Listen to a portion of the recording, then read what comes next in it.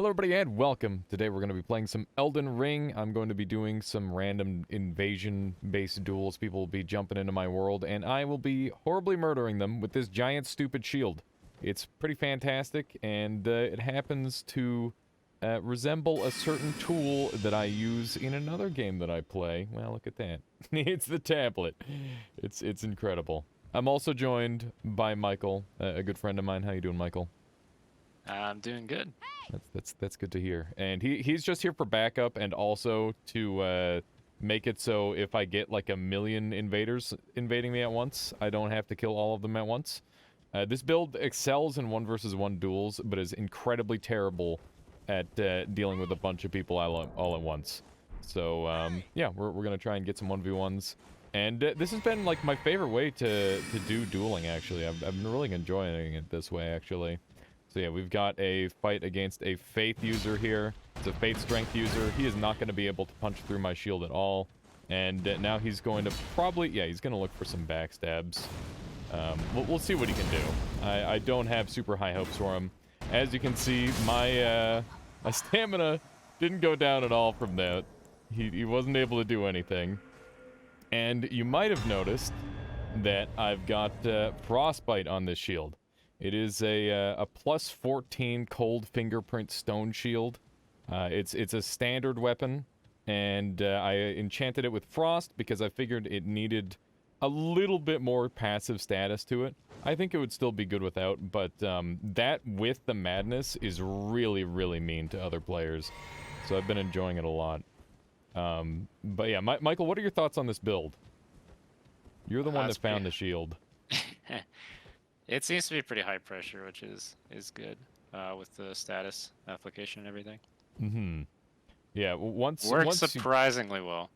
Yeah, so I would say I've got what 300 pearl calling finger remedies. I've done I started off with like 30 or so, and yeah, I probably died about 20 times tops. Yeah. Most of those were to like repeat fights where people figured it out. This person's gonna be going for backstabs by the looks of it. That's understandable. Thankfully, backstabs in this game are broken, and they don't really work that well. So we'll see what they can do. They do have bleed, which is definitely good for them. We'll see if it's enough. But I shouldn't have too much troubles because I don't think they have enough bleed. I'm just gonna go ahead and keep my distance to some extent, try to delay the bleed as much as possible. I could also go for a roll on it, which could be good, but I think I'm just gonna tank the bleed and hopefully get like a nice L2 on them. They've been doing a really good job playing careful though. I'm respecting it, but whenever they do this, that's a free hit for me. And if they roll, I get to do a little roll catch of some sort. They did get a bleed off on me. As you can see, now that my buff is out, I do have to be a little bit more wary. There it is. Whew, not too bad. Not too bad. I ran out of mana on that one. We've got base mind on this character. I'm just going to go over my stats as we continue these duels. You can see I'm soul level 83. 30 vigor, 10 mind, 27 endurance, which is arguably a little bit high, but I definitely want to at least have a mid-roll with this build, so that's why it is as high as it is. 50 strength, 13 dex, just because of starting class, and 16 int. This build was actually converted from using the, what was it? What is it? It's a strength greatsword. Yeah, no worries. It's the runes greatsword. Yeah, it's pretty good. This build shines incredibly well against wizards. Basically, any standard meta build gets completely demolished by this thing. Especially mages. They don't have too good of an opportunity against me for the most part. As you can see, that is a moonveil katana, which is normally horrifying, and not something that I have to concern myself with at all. Michael had the pleasure of fighting, what was that, a dual spear user? Yeah, he had the cross naginata and something else. Very nice. Well, it's still a pretty quick kill by the looks of it. But yeah, as you can see, as long as I play relatively defensively, this thing has some insane power to it. So you'll note that I don't use the majority of my moveset in most cases. So my LT is a shield bash. It's all active block frames, except on the very initial activation. You can get hit. I've definitely been like one framed a couple times, which is unfortunate. But it is super strong. It does immense damage. It's like R2 damage, except you're blocking the whole time.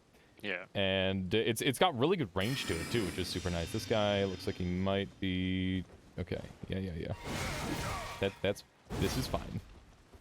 So I've actually got regen on, so I'm not terribly concerned about taking little bits of damage like this, because generally I have to chip out my opponents slowly but surely. So we'll see how this goes. And are you going to commit to that? No, you're not.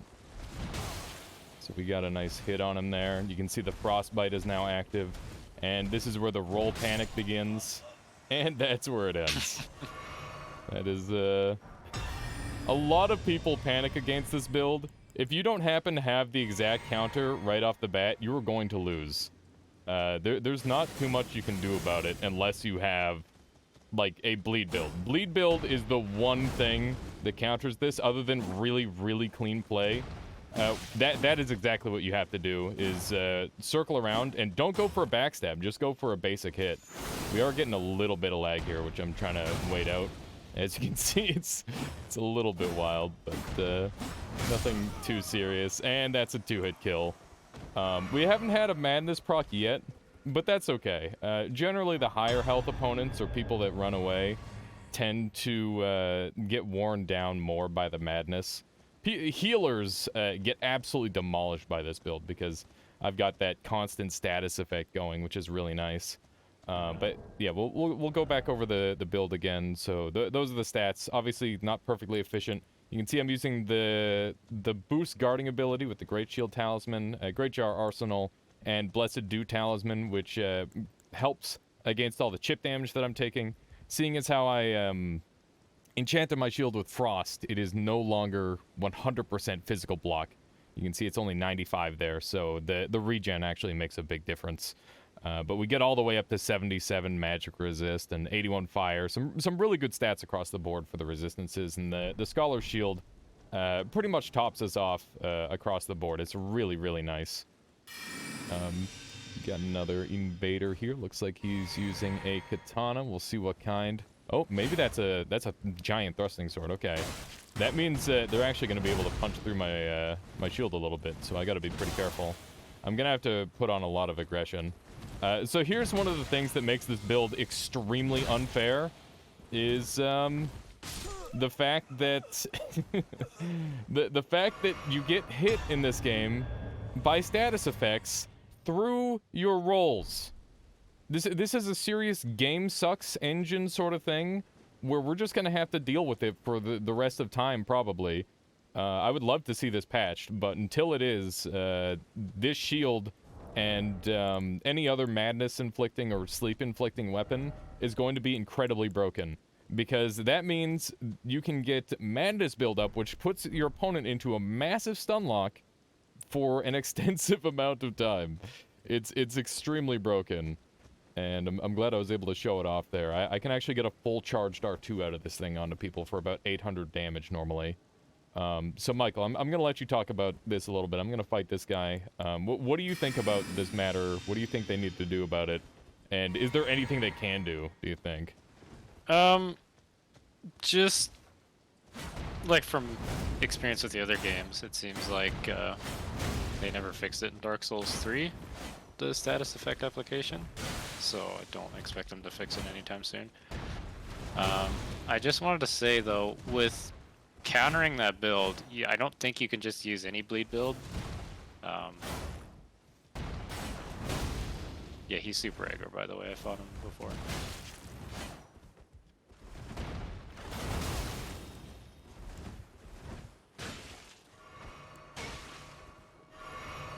I think it's got to be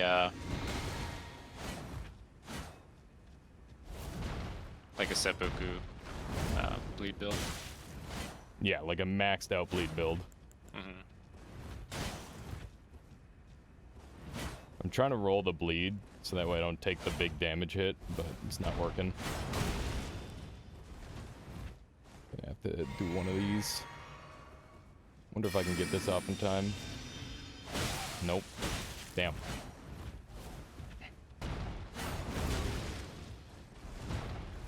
I was hoping to get a roll there. This guy has a like a proper tanky build. Yeah. We're just gonna both heal. Oh, he's out.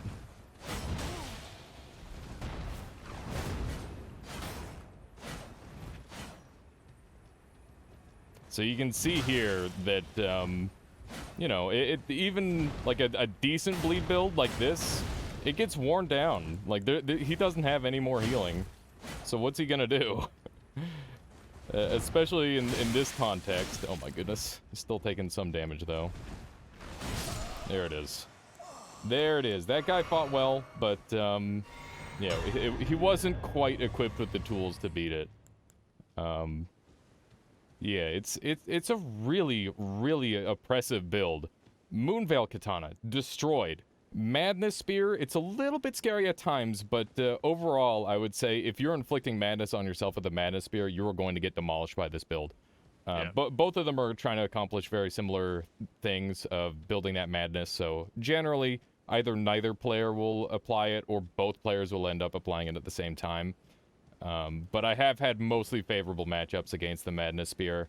All magic... I think it's really just bleed builds right now, and once again, this is the sort of thing where, like, we can probably mitigate this with the staunching boluses. Just having that on the bar might be enough. And, yeah, this build is just, like, absolutely ridiculous. Hey there, so this is just a little bit of post-commentary interjection. Bleed builds, we've actually managed to find a counter to.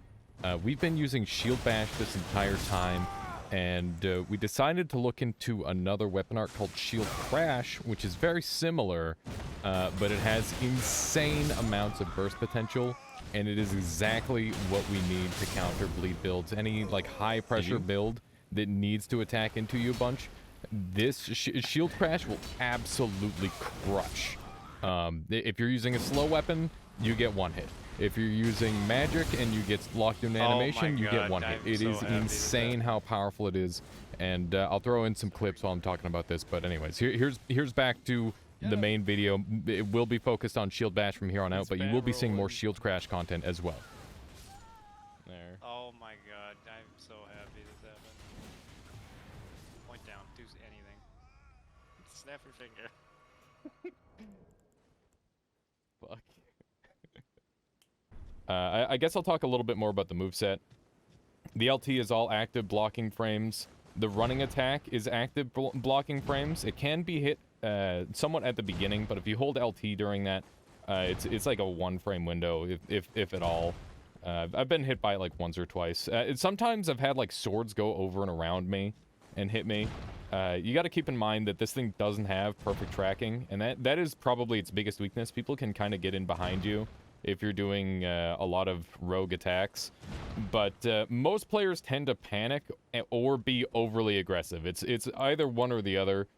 Generally, not the way you want to play against this thing. So we'll see how we do against a greatsword user. I have lost one greatsword user in the past because charge attacks actually do punch through this thing. A lot of things great weapon users do is that they'll tend to try and that attack, of course, not exactly the scariest thing for me. They'll tend to try and overwhelm my shield, but obviously that doesn't work because I've got all the guard block I could ever need. My guard boost is maxed out. Okay, so he's now looking for a backstab by the looks of it. Yeah, he is, so I can just... Oh, goodness. He actually didn't go for the backstab, which means that he can kind of try to get a hit off, but generally what I can do... I can hear somebody down in the background. Alright, there we go. Generally what I can do is when they're running around me like that, I can get one of my basic R1s, which as you can see has a huge opening for when I'm not blocking. So definitely something to keep an eye out for. But it does have a use. And the charged R2 and R2 in general is only ever useful for the madness punish. You got returned to your world? What happened there? Yeah, it just kicked me out. Okay. I killed that guy in one running attack. Oh, good. Yeah, the madness in this game is incredibly unfair. It's pretty ridiculous. I suppose some people might be wondering why I have a summon in. And one of the big reasons I've found is that you can actually get like multiple invaders that way. Otherwise, I won't be able to get them. Okay, so this guy's changing weapons. That is not going to help him, especially that weapon. As somebody who's used that weapon quite a bit, it doesn't do anything against this. Most of the time, the second invader rolls away too. Yeah. Like, just to fight you, because I'm just being a weirdo on the rock with the telescope, but yeah. a lot of the times they'll just start running at you or me, and then, you know. That's when the intervention has to happen. Yeah. There we go. You saw in that fight, I actually ended up taking a little bit of damage during a running attack, which is precisely what I worry about with this build at times, but I really don't take that much damage at this level bracket. Like, the only super big hits I ever take seem to be from, like, moonveil users if they get, like, a really lucky hit off, or, like, the bleed builds, which are doing percentage-based damage, obviously. But yeah, in terms of, like, where this build is in the meta, I haven't done, like, too much formal dueling. I've done a couple, and I've won all of my fights so far. But I haven't had too many rematches. I imagine the more fights this gets into, the more comfortable people are going to be getting with fighting it.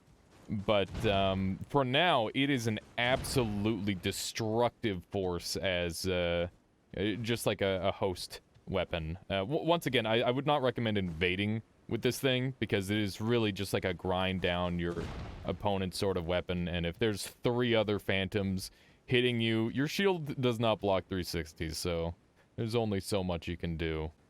Yep, pretty much all we can do is fight people to show off the different stuff. Builds and everything. Yeah.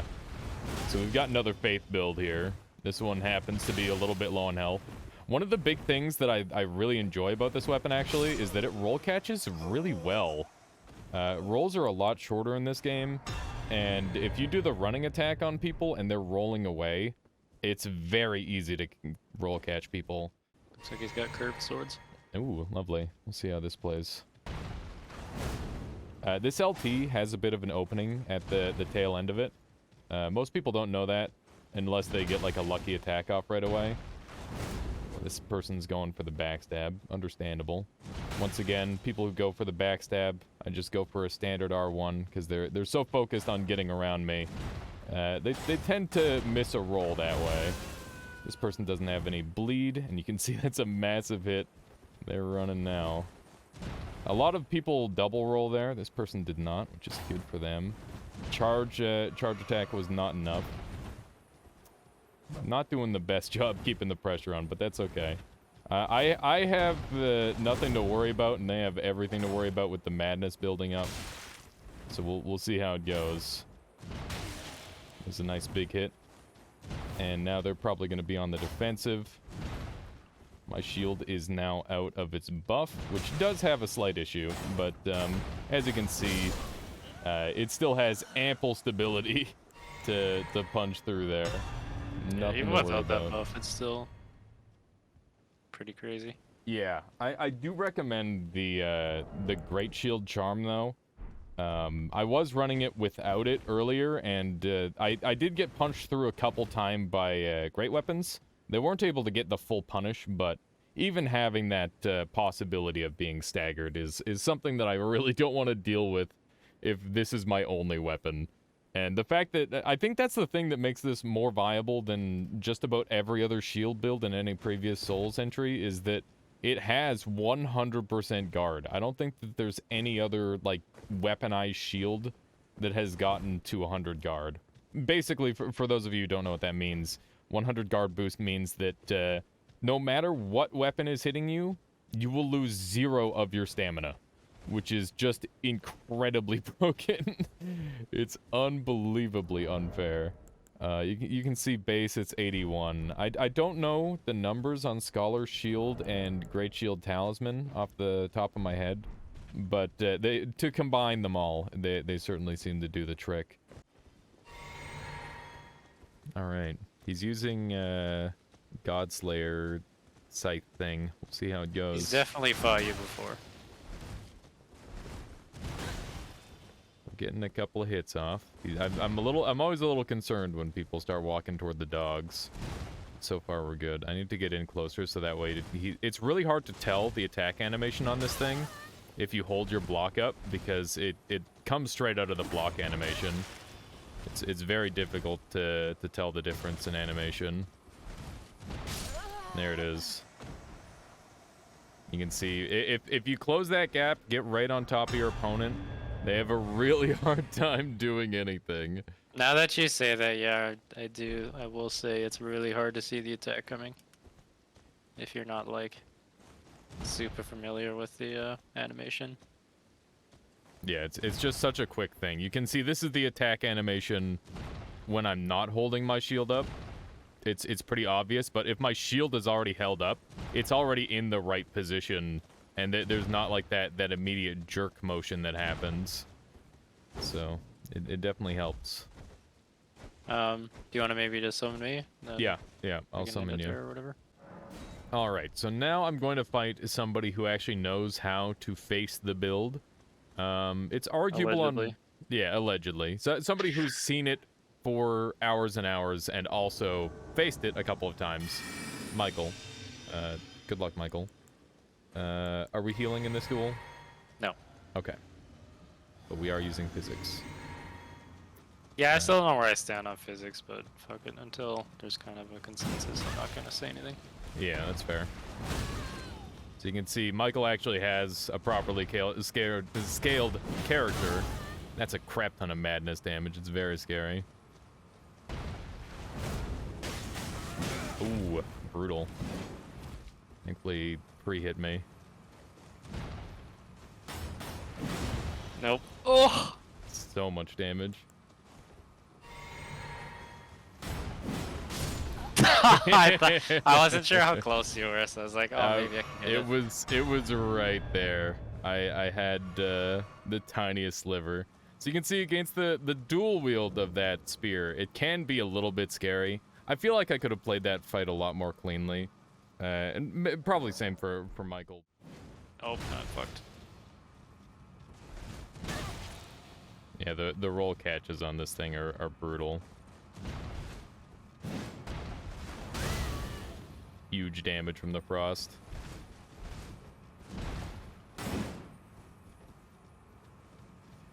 I think the best thing I can do is just get right on top of you, and then it's pretty difficult for you to do anything.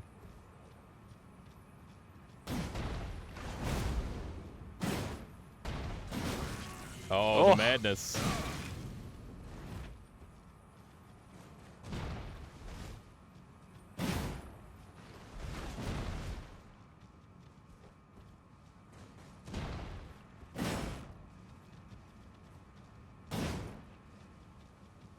Oh, you're done.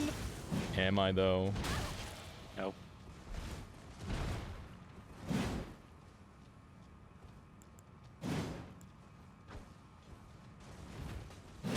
Oh, that hit! that That's turn. crazy. On my screen, that didn't hit me at all. That was so GG's. close. All right, and as you can see, with somebody who knows what they're doing, and has actually fought the build a bunch, this build can be taken down.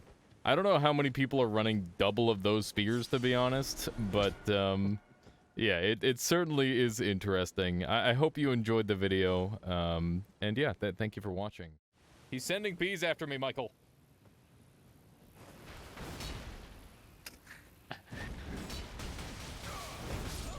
That's what you get.